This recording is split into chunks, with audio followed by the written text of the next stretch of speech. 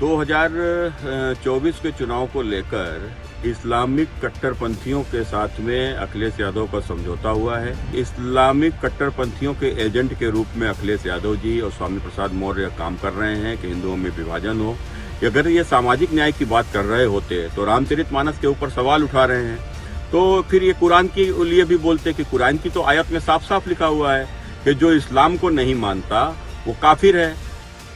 यह है कन्नौज से बीजेपी सांसद सुब्रत पाठक, जिन्होंने एक वीडियो जारी कर सपा प्रमुख अखिलेश यादव और उनकी पार्टी के नेता स्वामी प्रसाद मौर्य पर जमकर निशाना साधा। उन्होंने अखिलेश यादव और स्वामी प्रसाद मौर्य को इस्लामिक कट्टरपंथियों का एजेंट होने की बात कही है।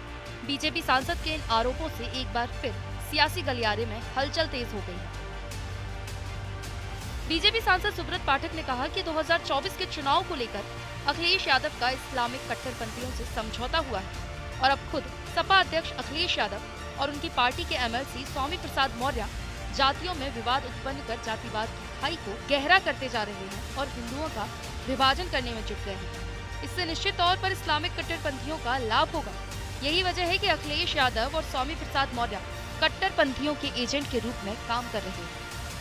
2024 के चुनाव को लेकर इस्लामिक कट्टरपंथियों के साथ में अखिलेश यादव का समझौता हुआ है कि जिसको लेकर के हिंदुओं में जातिवाद की खाई को गहरा किया जाएगा, हिंदुओं में जातिवाद को बढ़ावा देकर उनका आपस में विभाजन किया जाएगा, जिससे सीधा सीधा इस्लामिक कट्टरपंथियों का लाभ होगा।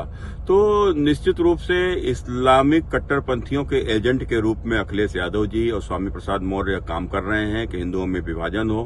अगर ये सामाजिक न्याय की बात कर रहे होते तो रामचरितमानस के ऊपर सवाल उठा रहे हैं, तो फिर ये कुरान के लिए भी बोलते कि कुरान की तो आयत में साफ साफ लिखा हुआ है कि जो इस्लाम को नहीं मानता वो काफिर है और काफिरों की हत्या करना उनका धार्मिक अधिकार है।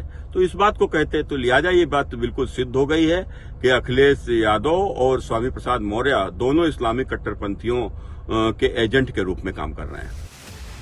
स्वामी प्रसाद मौर्य की तरफ से दिए गए बयान पर राजनीति थमने का नाम नहीं ले रही।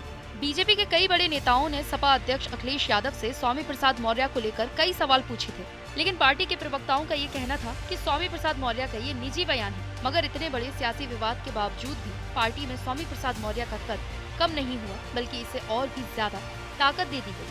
हाल ही में जो लिस्ट सामने आई है उसमें स्वामी प्रसाद मौर्य को राष्ट्रीय महासचिव बनाया गया है, जिसके बाद इसे अब स्वामी प्रसाद मौर्य को अखिलेश यादव का मौन समर्थन माना जा रहा है। एक तरफ जहां बीजेपी अब लगातार इस मुद्दे को भुनाने में लगी हुई है, तो वहीं सपा इस पर नया दांव चल चुकी है।